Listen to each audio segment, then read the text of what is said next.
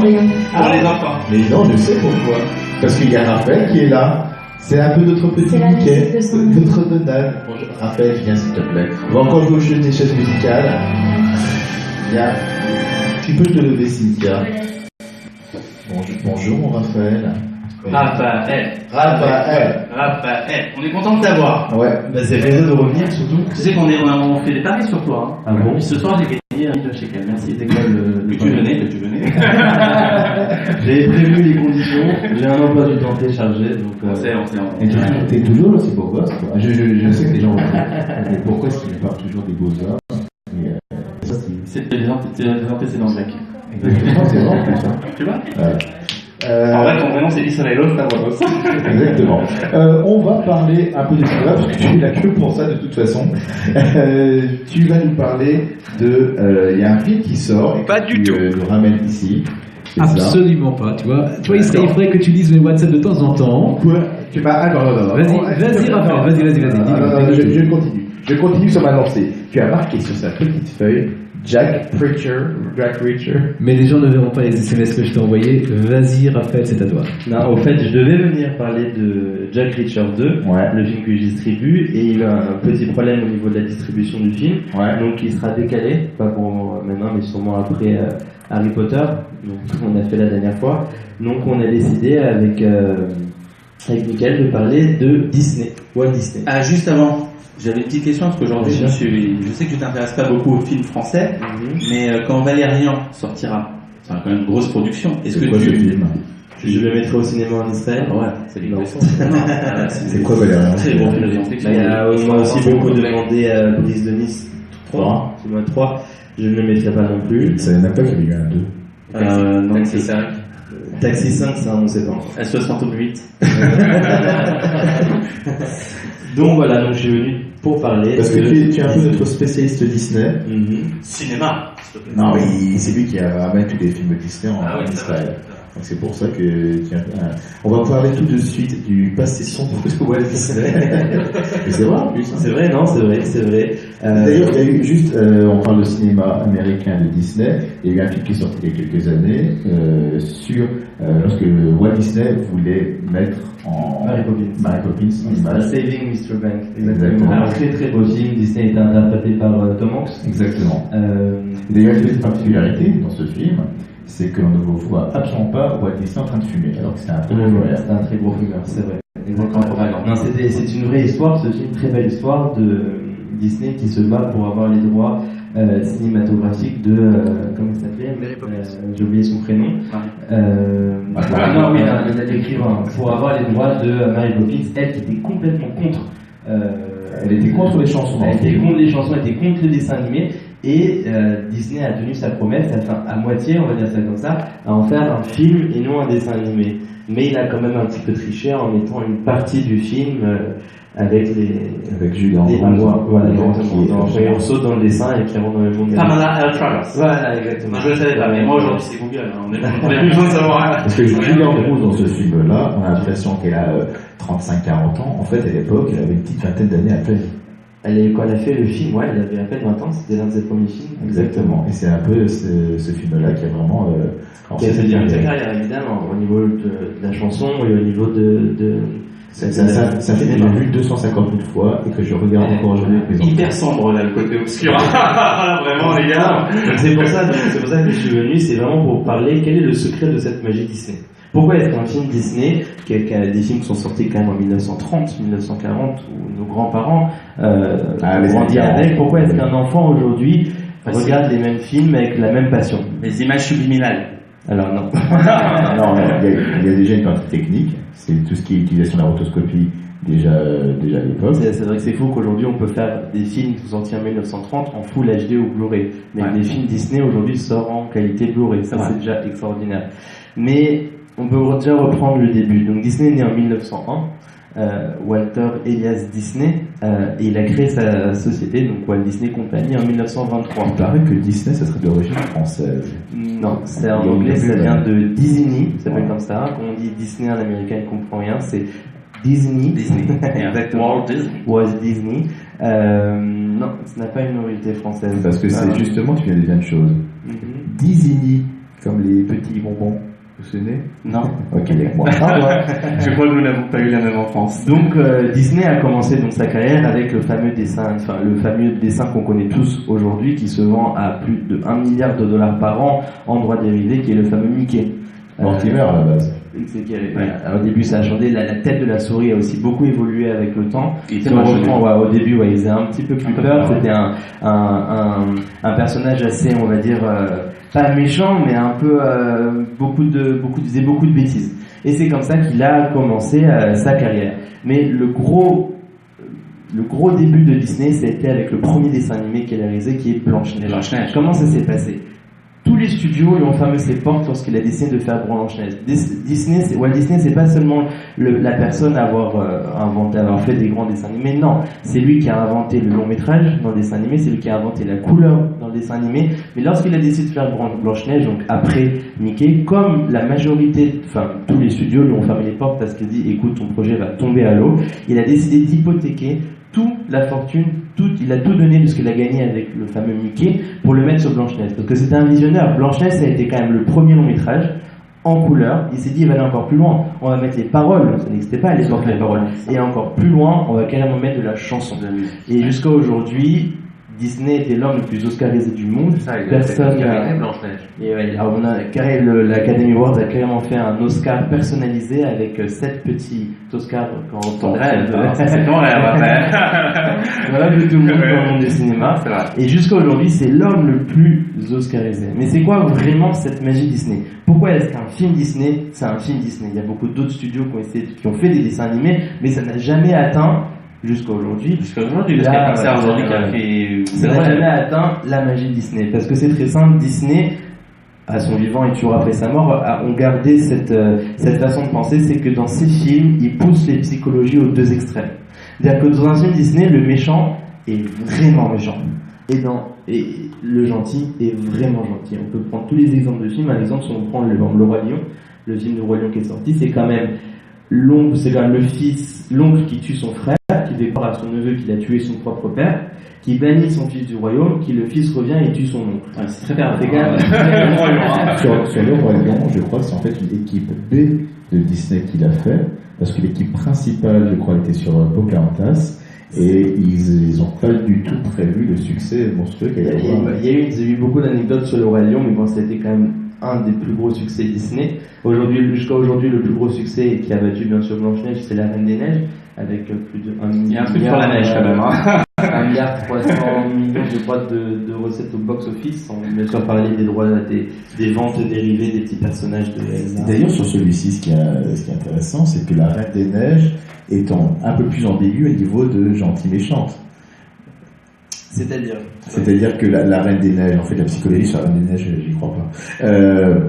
Elle n'est pas vraiment ni dans un vraiment très gentil, on peut revoir ça parce que quand même, ce qu'elle fait à sa sœur, c'est épouvantable. Et moi, j'ai vu beaucoup d'enfants qui ont vu ce film qui disent, mais c'est sa sœur, comment c'est possible de faire quelque chose comme ça? Elle a carrément failli la tuer lorsqu'elle monte dans son château et qu'elle envoie le gros méchant pour tuer. Elle était très très loin. Et puis l'autre sœur qui tombe amoureux du prince qui à la fin est le vrai méchant qui va aussi pour la tuer. Enfin, il y a vraiment des psychologies qui on touche beaucoup le sentiment de la psychologie. C'est comme par exemple dans Cendrillon. Ah, bien sûr, beaucoup de films de Disney ont été pris, comme on dit, des contes de Perrault, si je ne me trompe pas. Des Perrault. Mais si on lit les vrais contes Perrault, ça n'a strictement rien à voir avec le dessin animé Disney. Ça, c'est des idées qui sont prises de ces contes-là, mais les vrais contes n'ont strictement rien à voir. Par exemple, dans Cendrillon, pour La Reine des Neiges, en régie. Ce qui est marrant, c'est que La Reine des Neiges, moi j'ai été visiter à Hasbourg en Allemagne. Et donc il y a toute l'équipe Disney qui est là, et il y a l'équipe de Princess of Disney qui regroupe en termes de marketing toutes les princesses Disney, Cendrillon, etc. Et Frozen a carrément son équipe, tellement que c'est une casse machine. D'ailleurs, ce qu'on pouvait faire, c'est sur Google Maps. Il y a le Google Street View de l'endroit qui a inspiré la Reine de La Reine des Neiges. Alors ça n'a rien à voir, mais ça peut voir. Je montrais à ma fille ce qui a inspiré La Reine des Neiges. Et comme on parle de cinéma, il y a toujours un peu de publicité, et bien une page de pub. Jean Mineur.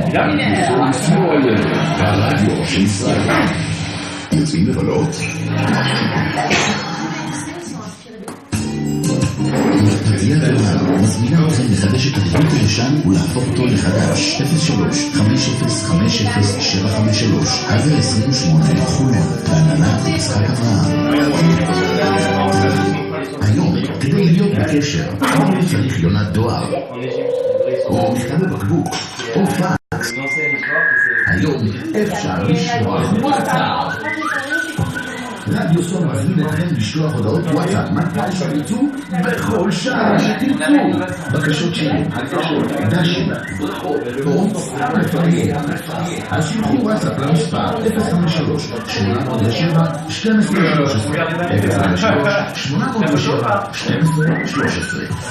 אז תשמעו על קשר,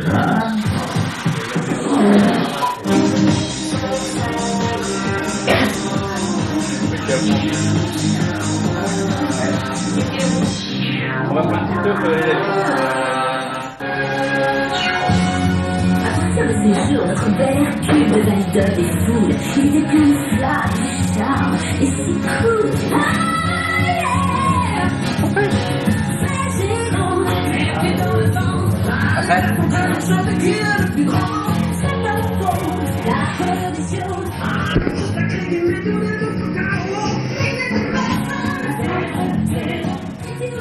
Alors Raphaël, la musique. J'adore. L'extrait de quel La réussite en Paris, la pub. Très beau. C'est le quiz musical qu'on va faire tout à l'heure un petit peu. C'est un petit avant-goût de ce qu'on va voir. Ah oui, cache l'écran pour pas qu'on reconnaisse.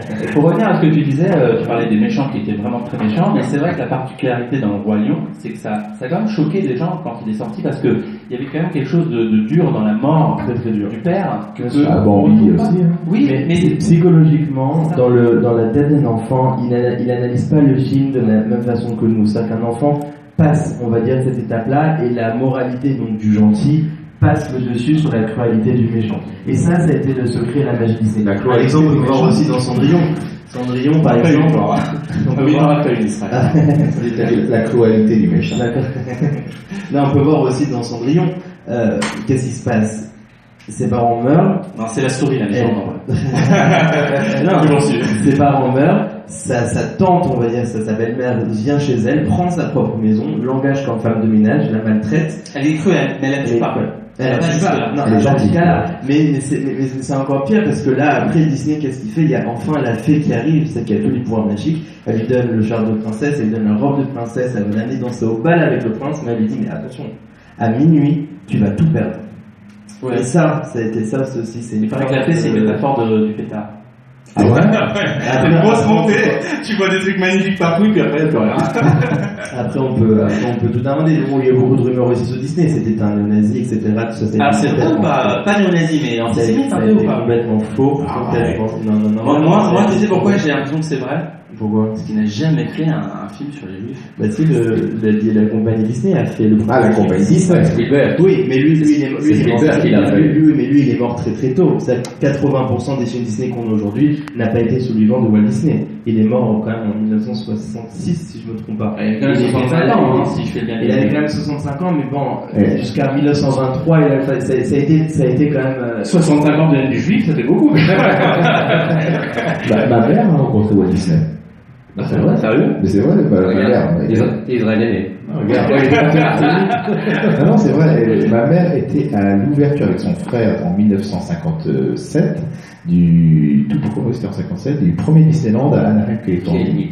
Et c'est crédible en plus. C'est vrai en plus. Et mon oncle a eu un autographe de Walt Disney qu'il a perdu malheureusement. Et moi j'ai un autographe de Mickey. En parlant de Disneyland, il faut savoir en plus de ça que Walt Disney était le premier homme au monde à avoir inventé des parcs d'attractions. Comment ça s'est passé avant le premier Disneyland en Californie?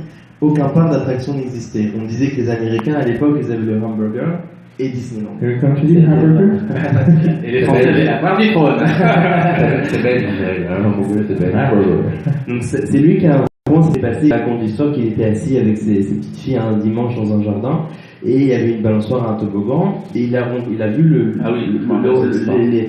les gens qui se rencontraient tous les dimanches autour de ça pour faire jouer leurs enfants. Et avec bien sûr la fortune qu'il avait, encore une fois, il a hypothéqué, parce qu'encore personne n'a cru en ce projet-là, il a hypothéqué toute toute sa fortune qu'il avait gagnée, donc, en plus de Mickey, mais en plus de ses films, pour construire Disneyland. Et l'imagination. Et Disneyland, mais Disneyland, le tout premier Disneyland, je comment ça fonctionnait à l'époque, ma mère m'a raconté. Et... Elle a participé à la création du premier Disneyland. Non, c'est Cendrillon. Non, tu arrivais à l'entrée. Cendrillon, là, tu arrivais à l'entrée et tu avais un nombre limité de billets pour aller dans les attractions. Parce qu'ils ne s'attendaient pas à ce que le premier jour, il y ait autant de monde qui se déplace pour aller à l'ouverture de ce parc-là. Et on s'attendait à l'époque à beaucoup de problèmes au niveau de la sécurité, mais tout a été vraiment... Mais il est mort, il y avait beaucoup de fric, mais il est mort juste avant. Il avait commencé à lancer le projet donc, de Disney World. C'est quand même 3 fois l'île de Manhattan. C'est à peu près... non, je crois que c'est même plus grand. Je crois que c'est même plus grand. Ça fait, si je ne me trompe pas, 3 à 5 fois la taille de Paris. Donc imaginez-vous un monde entier, Disney World, à Orlando. Non, Steve, tu ne crois pas, mais je te jure que c'est vrai. Parce que regarde. Je suis surpris que c'est... Non, parce que tu as t'as le zoo aussi, t'as les zoos, t'as Epcot, t'as Magic Kingdom. Tu as l'air de bien connaître. Est-ce que c'est vrai que le premier parc d'attraction était interdit aux juifs? Non, c'est faux. D'où vient ce mythe? Non, tu sais d'où vient ce mythe? C'est parce que Goebbels avait sur son bureau un portrait de Disney, parce qu'il considère que Disney avait tout compris en matière de com et de cinéma. Ah, intéressant. Voilà. Moi, je voudrais que Cynthia revienne, parce qu'on va faire un petit jeu. Je propose qu'elle prenne la place de Raphaël. Raphaël, ne reste pas loin, parce que toi, tu es hors concours. Et on va faire ce petit quiz musical. Alors, Cynthia a dit qu'elle était trop forte, qu'elle connaissait tout, mais on va voir. Juste, ne trichez pas. Elle a eu la réponse avant. Alors, on y va. Le premier qui trouve. Les doutres de série. Ah, c'est ça. Bravo. T'as dit quoi? Peter Pan. Ah oui, Peter Pan. Bien sûr.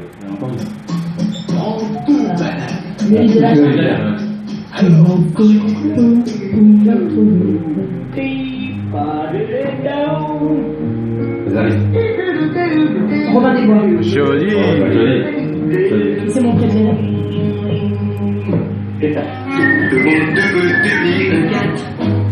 C'est le chat. Non, c'est pas ça.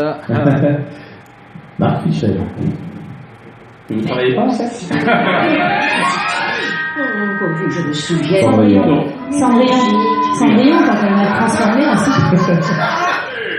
On va mettre la table, hein. L'appel est le clochard. Tu triches, toi. Mais non, mais tout. Mais tu perds ma boule.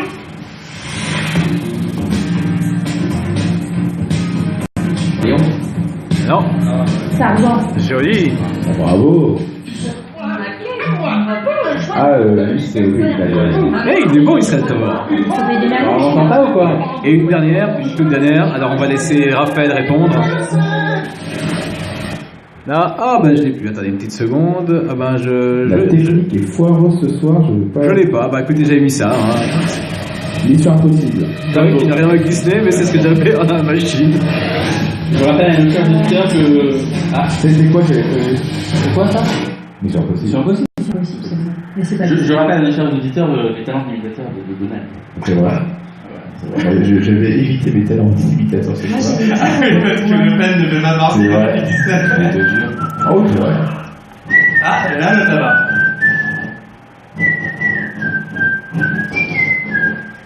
On a mis Childax en studio.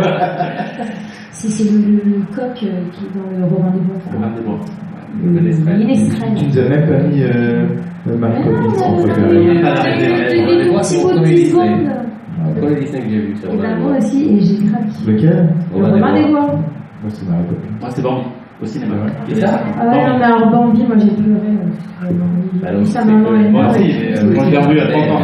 C'est super important, et je rebondis sur ce que disait Raphaël tout à l'heure, c'est super important que les enfants regardent Disney parce que justement le méchant il est toujours vaincu à la fin et dans l'inconscient des enfants, ben, c'est super important. Mais attends, ça m'est pris. Ça leur donne la solution au problème. Bah ouais. Parce qu'ils s'identifient Ouais, mais en il y a fait quelque chose de différent dans Rox et Rookie, et quand on analyse un petit peu non, sans l'avoir bien analysé, moi j'appelle j'adore Disney, je regarde avec mes enfants. J'aimais bien jusqu'à ce que j'appelle qu'il est aussi. Non, Raphaël, une petite chose. Sur YouTube, Disney a repris Mickey Mouse. Je sais pas si tu as vu. Ce sont des épisodes qui durent à peu près 7 à 10 minutes. Ils ont repris avec le graphisme à l'ancienne de Mickey Mouse. Tu l'as pas vu? Non, j'ai pas vu. Il faut absolument que tu vois ça. Ça a été entièrement retravaillé avec un petit peu l'esprit Nickelodeon. Tu vois, genre Ren and Stimpy et tout ça. Ils ont entièrement repris ça. C'est à hurler de rire. Bah, je vais regarder ça ce soir. Mais quand on reparle un petit peu de Disney, de la nouvelle tendance de l'animation 3D, quelque part, il y a le schéma dont tu parlais, il a un peu disparu quand même. Aujourd'hui, c'est-à-dire dans Inside Out, par exemple, il n'y a pas ce grand méchant dans. Alors aujourd'hui, alors il faut savoir déjà que bon, qu'est-ce qui s'est passé après la mort de Disney? Vous savez qui a repris la société Disney? Il y a eu un enterrement. Qui a repris la société? Qui aujourd'hui, quelle société mondiale détient la plus grande compagnie au monde qui rapporte le plus d'argent actuellement? Apple. Voilà, exactement. C'est Steve Jobs qui a repris Disney après la mort de Walt Disney. Aujourd'hui, c'est sa femme qui détient les droits de Disney. C'est pour ça que quand vous achetez un nouvel iPhone ou vous avez toujours dans le Safari le petit dé du site Disney. Ça va toujours. Il y a eu après, à la mort de Disney, il y a eu toute une série de films qui sont sortis, mais pendant 10 ans, jusqu'à à peu près 2-3 ans à peu près, il n'y a pas eu de film Disney. Ou il y en a eu, mais très peu. Pourquoi? Parce qu'il faut savoir que la société Disney a eu son retour sur investissement seulement maintenant des Disneyland qu'ils ont construit. Ça fait seulement l'année dernière que Disneyland Paris a eu enfin son retour sur l'investissement, parce que c'est vrai qu'une attraction coûte à peu près 36 millions de dollars dans une attraction dans le parc. Mais parlons de Disneyland Paris, c'est un petit quartier de Disney World, de Disneyland Californie. Donc pendant plusieurs années, Disney n'a pas fait de film parce qu'ils attendaient le retour sur investissement sur leur parc Disneyland. Et donc les derniers films Disney, là on découvre une sorte de nouvelle génération, une nouvelle adaptation, parce qu'aujourd'hui un enfant a plus l'habitude de voir un film d'action, un film d'horreur qu'à l'époque. C'est-à-dire qu'aujourd'hui je vois des fois mes frères ou d'autres personnes qui se permettent de regarder des films qui jamais de la vie on les regarderait. D'ailleurs, si on regarde les tout premiers Disney, on s'ennuie à mourir. Aujourd'hui, on s'ennuie, mais à l'époque, c'était ce qui nous touchait, parce qu'il n'y avait pas toute cette force du cinéma, etc. Aujourd'hui, c'est tellement plus facile. Avant, si on ne mettait pas la cassette, on ne regardait pas de film. Aujourd'hui, c'est vraiment plus facile sur les téléphones. Un enfant de 8 ans, 10 ans a un téléphone et peut regarder. Voilà. D'ailleurs, si les enfants nous écoutent, je vous conseille l'exorcisme, c'est pas Non, donc ce qui s'est passé, c'est quoi? C'est que Disney s'est mis à jour. C'est beaucoup plus facile. Un film où il n'y a pas vraiment de méchants, c'est un film comme Wall-E. Wall-E, il n'y a pas vraiment de méchants. C'est Pixar là aussi. Voilà, faut pas confondre aussi la magie. Aujourd'hui, il faut savoir que Disney, ce n'est pas que Disney. C'est Marvel, DreamWorks, Pixar et Lucasfilm. Ah, DreamWorks, ils ont DreamWorks, je savais pas ça. Ah si, depuis sa création, c'était Disney, ça n'a pas été un Disney, Pixar, DreamWorks, c'est pareil. Et Lucasfilm depuis maintenant un an et demi. Parce que justement, les SKG, c'était Spielberg, Katzenberg et c'est après Shrek, ça s'est racheté. Ah ok, d'accord, ça je veux savoir. Ah c'est d'accord, Disney a racheté DreamWorks. Disney a racheté DreamWorks, comme a racheté Marvel, etc. Donc aujourd'hui, Disney se met, on va dire, à jour sur la psychologie des enfants. Aujourd'hui, un film Disney, même une personne de 40 ans peut pleurer, ou peut avoir des émotions, parce qu'on a oublié ce côté méchant, parce qu'aujourd'hui, un méchant, comme nous on l'a connu, ne fait plus peur. Comme nous, quand on était petit, un méchant est différent aujourd'hui. Donc on joue plus aujourd'hui sur les problèmes de vie, sur la morale d'aujourd'hui, sur les problèmes qu'on rencontre au jour le jour. Et c'est ça qui fait peur aux enfants d'aujourd'hui. Donc la nouvelle version à Disney de voir les méchants, c'est les angoisses qu'on vit au jour le jour. Et bien sûr le passe par la se disputer entre frères et sœurs, se disputer entre parents, ces petits adolescents. Tuer son neveu. En place, Zootopia, elle part de sa famille pour aller dans une grande ville, très gros succès ce film, pour être policier dans une grande ville, elle quitte sa famille, et là elle rencontre les problèmes qu'il y a dans les grandes villes, comme vice versa. La fille, très beau film à mes yeux, extraordinaire film, qui a plu beaucoup plus aux adultes qu'aux enfants, parce qu'il était très violent au niveau émotion et très violent au niveau psychologique. Et moi, un enfant ne pouvait pas comprendre il y